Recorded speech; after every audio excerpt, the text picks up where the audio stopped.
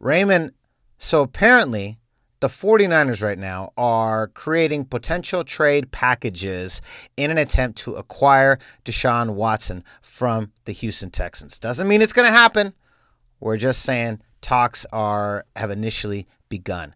The question I have for you, Raymond, I was thinking about all of our rival podcasts, of which we bring up many. You can often see these clips highlighted on Instagram all the time here with us.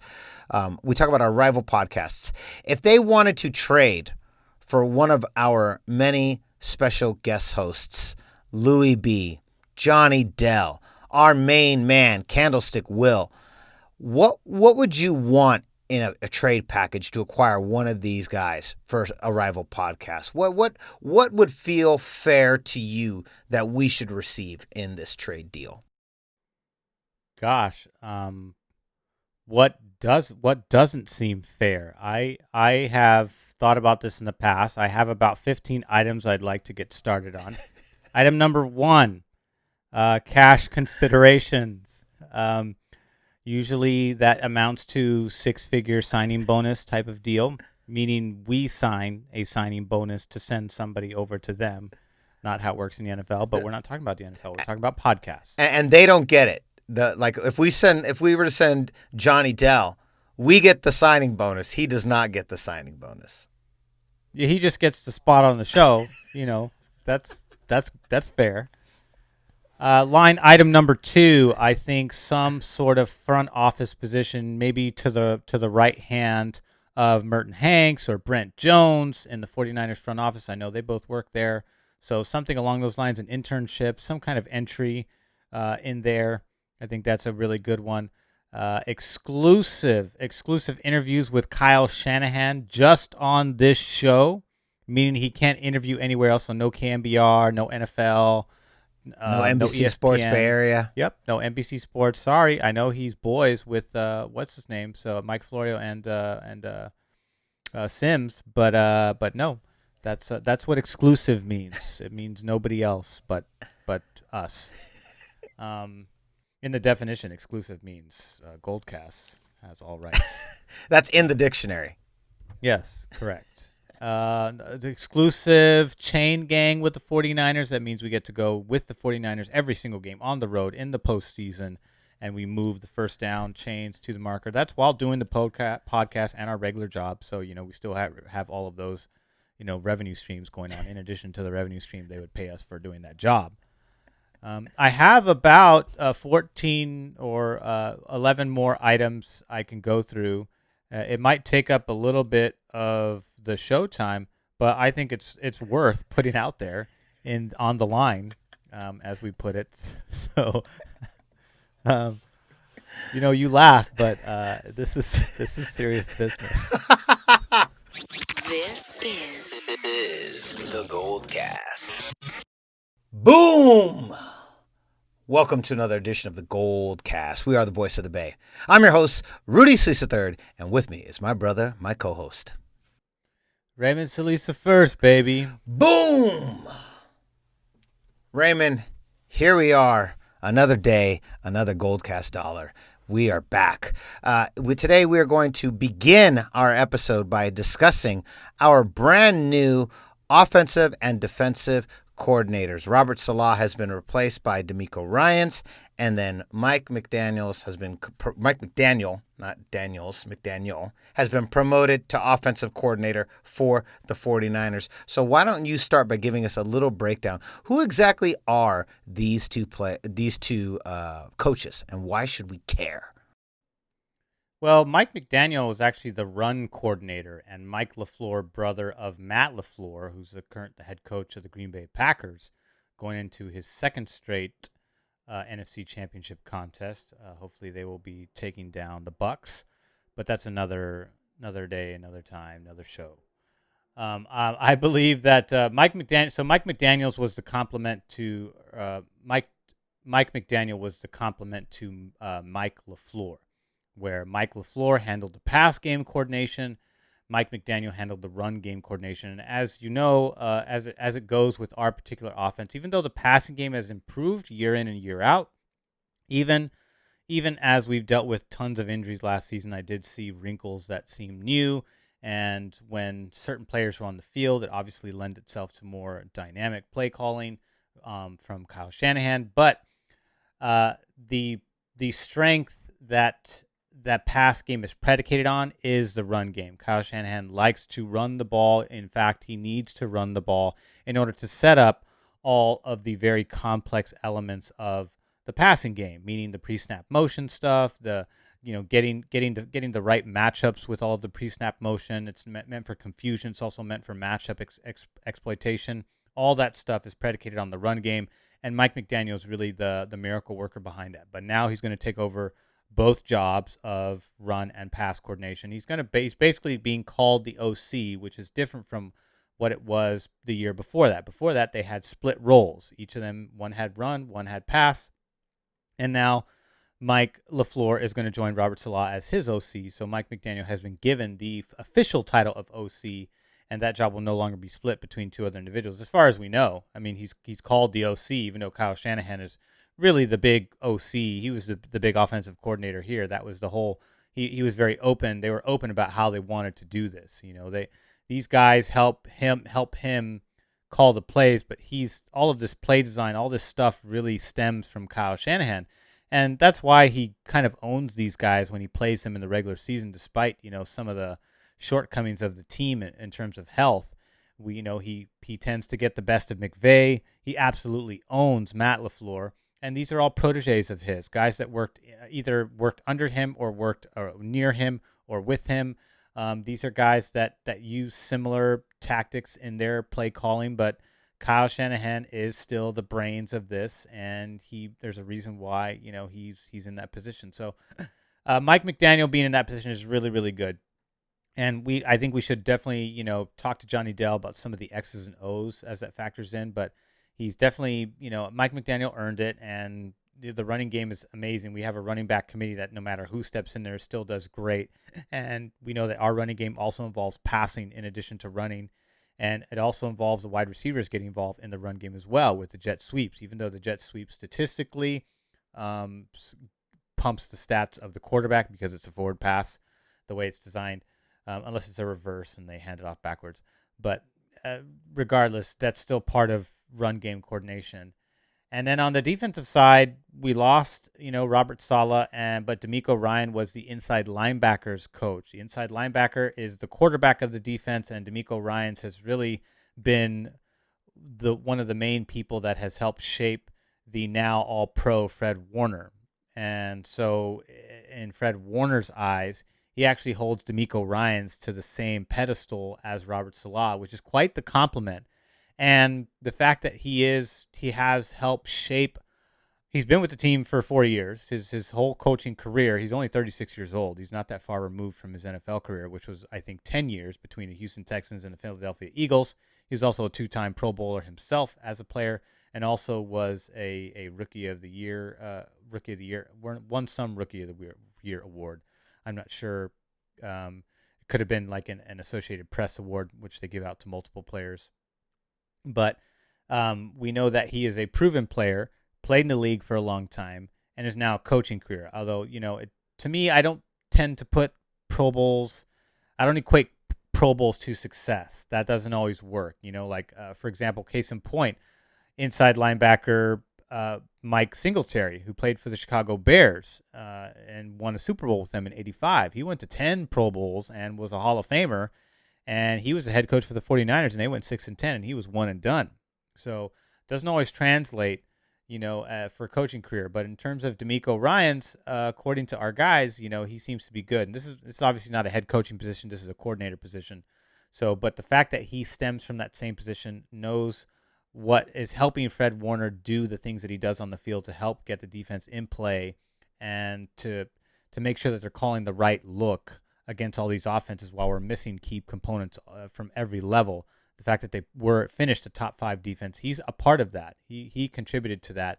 Robert Saleh was the miracle worker that really got a lot of that done. But DeMeco Ryans, I think, had a heavy hand considering that he was direct influence to our quarterback on the defense in Fred Warner. So I think this is I'm curious to see how this is going to work. Is he going to keep the same system? Is he going to throw some new wrinkles in it that he thinks should apply?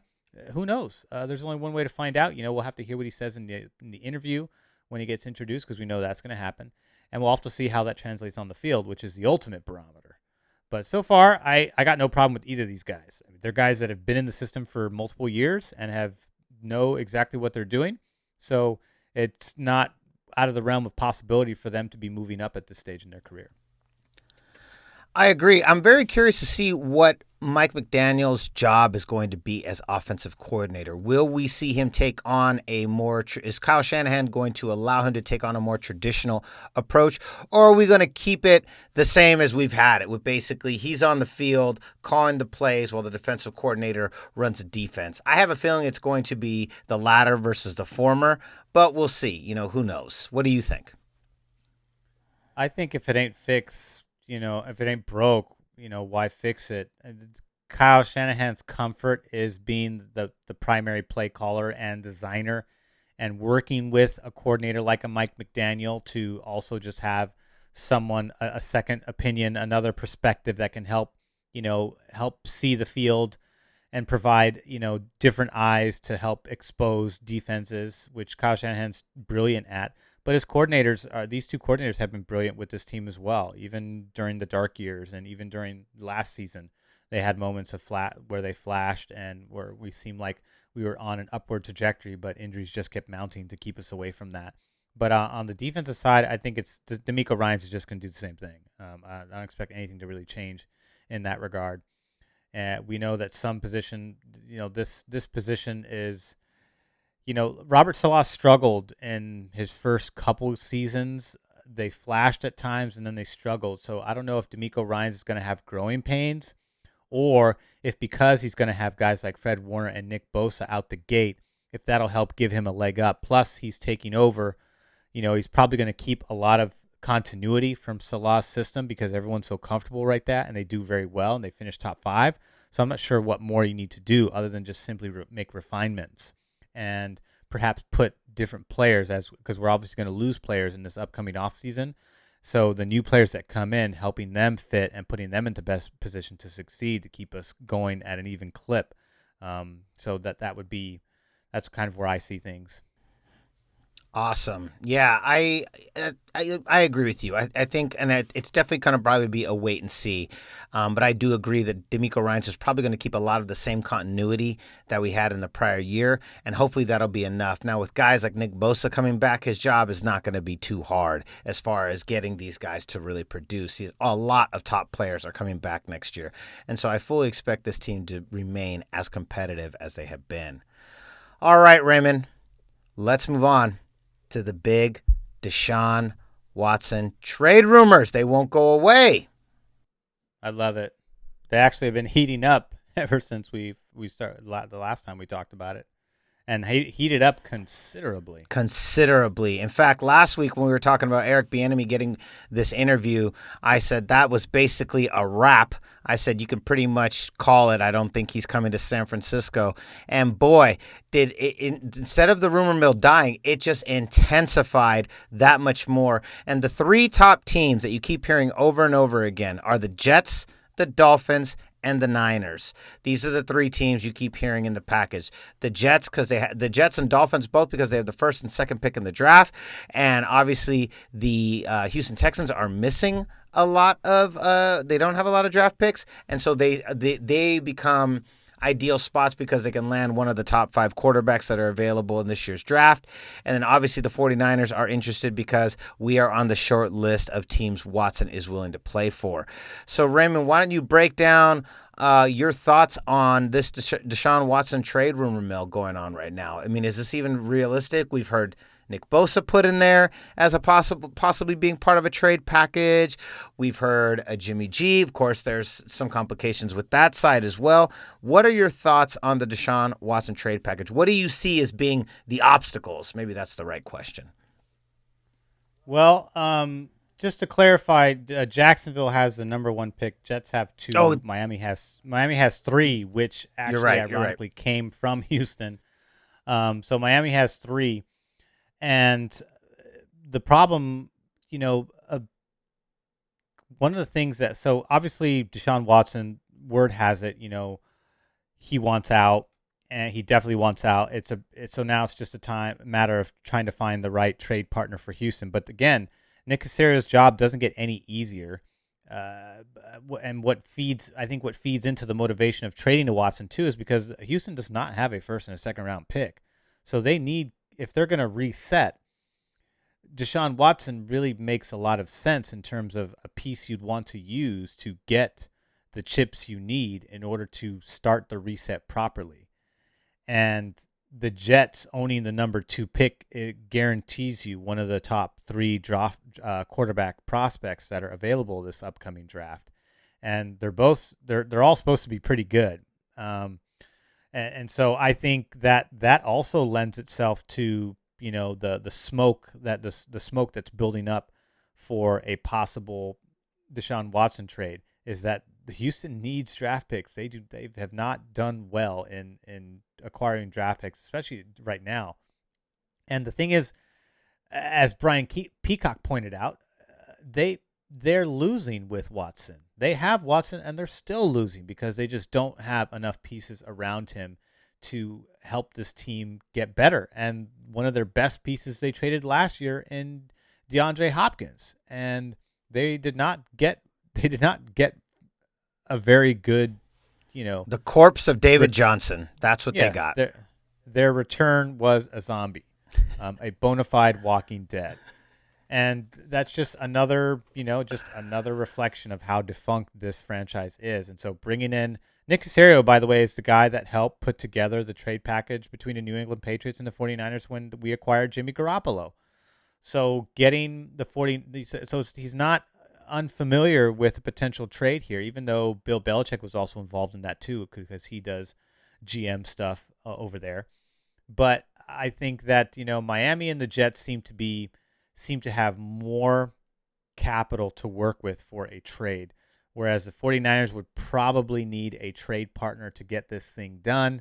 They would have to give up multiple firsts for Deshaun Watson and potentially a star player. We know that Jimmy Garoppolo does not has a no trade clause. It just applies to this season, no other season. And Deshaun Watson also has a no trade clause. So meaning that Deshaun Watson also could potentially have a say in where he goes. I can definitely see that happening. Like, hey, you want to trade me? Well, I don't want to go there. So you better find a different partner somewhere else. I mean, I would be curious to see how far he's willing to push his leverage if he decides to push that particular lever at all. As far as the Niners are concerned, though, it's going to cost multiple ones. I think it's going to cost. You cannot have a Jimmy Garoppolo on the roster because Jimmy Garoppolo accounts for over $25 million in cap. Deshaun Watson's salary cap hit is $15 million. It's over $10 million less. So you definitely have to give up Jimmy. Jimmy has a no trade clause. So some people have thrown out that the Patriots are potentially that other partner that would function in a 3-team trade in order for the Niners to acquire him. The Niners have the least leverage of the teams that could use Deshaun Watson that make the most sense for Deshaun Watson coming to their team. The Jets, I think, are number 2, and the Dolphins, I think, are number 3 in that category. But in terms of leverage, the Jets have the best leverage. Miami has the next best leverage, and the Niners really kind of need their destiny. They would need, to rely on somebody else. It's like a playoff run, right, where Jets and Dolphins control their own destiny in regards to a trade for Watson, whereas 49ers are dependent on another team in order to fulfill that destiny. This is very interesting, and you're right, because there's a lot of different scenarios, right? If you're Nick Caserio and you're looking at the landscape of what you have out there, right? The Jets and the Dolphins are the sexiest partners to trade with. The 49ers are not. When you're looking at it from the flip side, it makes the most sense for Watson and for the 49ers for this trade to happen. Him going to the Jets, I mean, I understand he likes Robert Saleh, and I know that Robert Saleh was also on the list of coaches they flat out ignored and did not even attempt to interview, which why you wouldn't want to interview coaches that first of all, Robert Saleh interviewed with everybody, and why you wouldn't want to take an interview with somebody that your franchise quarterback suggests and would like to play under is beyond me, but I digress. That's a subject for another It's almost like they're trying to piss Deshaun Watson off and force this whole trade scenario to happen. I don't know if that is the way it's done in the NFL with, if you run a shitty franchise, but it almost seems like it's like Houston's trying to blow this up, and I just don't know what they're thinking at all. But I do know that to me, I don't see a scenario at this point in time based on all the reports that have come out, all the rumors from the quote unquote sources around Deshaun Watson and the Houston Texans where he is not traded. I don't see it right now. Right now, I see that he has played his last snap for the Houston Texans. The question is, where does he end up? I obviously, being the GoldCast, we would love to see him come to the 49ers. I'm just not sure if we have enough capital, or I should say, if the Niners are willing to give up the king's ransom necessary to acquire a talent such as Deshaun Watson. We're talking about, in my estimation, the number 2 quarterback in all of football. It is Patrick Mahomes as the best long ball thrower, and Deshaun Watson is right there, a strong, close second. I'm not entirely sure either. It does feel like a long shot for the 49ers. It's the best spot for him to land as a QB. It's probably the best team for him to go to, but it's a matter of, what are we willing to let go? Like, for instance, we keep hearing Nick Bosa being, tossed around in these trade packages. Nick Bosa, that doesn't make any sense. We're going to give up our rookie star defensive end to the Texans, and so now we get this star QB, and then we give up this star player. Like we're just now we're kind of in the same spot, but only on defense now. That doesn't make a lot of sense to me. I don't believe that he's going to be in any final trade package. It just doesn't make sense from a team logistical standpoint of us giving up Nick Bosa. But watch me say that now, and tomorrow they're like, Nick Bosa traded for Deshaun Watson. Oh my God, I don't know what I would do for that. I mean, because yeah, you set the defense back, you get an amazing talent, but now we have to outscore opponents in order to win. It's not about stopping opponents and dominating them on both sides of the football. We have to dominate them offensively and just hope our defense can get enough stops to edge a team. We become like before the Chiefs won their Super Bowl. We became similar to the Chiefs, where they just outscore opponents. And to me, you're not gonna. It's hard to win like that if you're just offensively explosive. You've got to be both on good sides of the ball. John Lynch knows that. Kyle Shanahan knows that. That's why they've spent so many draft picks on defense the first few seasons, because they knew that you got to stop people. In addition to scoring points, you've got to stop people too. And if they give up components that help stop people, then the pressure mounts on the offense to score points, and you can't make a living in the NFL being that type of team. And I don't think Lynch and Kyle are willing to entertain that. I think that said, I think they'd be willing to give up some of the other players that are perhaps free agents. Like you give up multiples, right? You give up a Solomon Thomas, who's not necessarily out of the realm of being a good player in this league. He's just probably not going to be the next Nick Bosa or J.J. Watt. I think that ship has sailed, but he can be a productive player. But you couple him with somebody else. I would be okay losing Kerry Hyder in that trade package for Deshaun Watson, especially if it means we keep Bosa. I don't know if to me, Bosa's worth more than Eric Armstead and Kerry Hyder, which is why I think people are putting him in that hypothetical scenario. But I would be okay with either one of those players leaving in exchange for Watson. But I think, look, so you give Solomon Thomas and a Kerry Hyder over there, or you give Solomon Thomas and a D Ford in that package. I just think that you try to figure out another way without a Nick Bosa, because a healthy D Ford is one of the quickest pass rushers in all of football. But it's just what you're obviously taking on some risk with the health issues that he has. But to me, I would try to do this without giving up Nick Bosa. Obviously, you got to give up Jimmy G in that scenario, which is why I think the Patriots, make a really good hypothetical trade partner, because then Jimmy G goes there, they give here. I don't necessarily know how it's supposed to work, but I'm not sure if the Niners give up 3 first-rounders in a row, but I do think it's going to cost a minimum of 2. And some more. It's just a question of, is John Lynch willing to give up the future in order to win in the present? And I know that based on how they've talked in the past, it's not necessarily the philosophy that they want to live by. Yeah, they're not. They haven't really shown themselves to be a let's go all in McVay style and try and buy ourselves a Super Bowl by picking up every available player on the free agent market that's good. So I agree. I'm not sure how far they're willing to go. They have been in these trade talks before with teams and have rarely reached a conclusion for it. So this is kind of definitely one of those wait and see moments, but we have to monitor this closely. I believe within the next month, Deshaun Watson's going to be on one of these three teams, the Jets, the Dolphins, or the Niners. And I think if the Niners get him, I mean, the possibilities are endless. It's hard not to get excited at the prospect of landing one of the best quarterbacks in the league. Easily top 5. I would say easily top 10, arguably top 5. I think he's top 5 without a doubt in my mind. Even statistically, if you look at the numbers he put up this past season, he was a top 5 quarterback in almost every major category, and that was with a 4-12 team. So imagine what he could do with the type of talent that's already in San Francisco.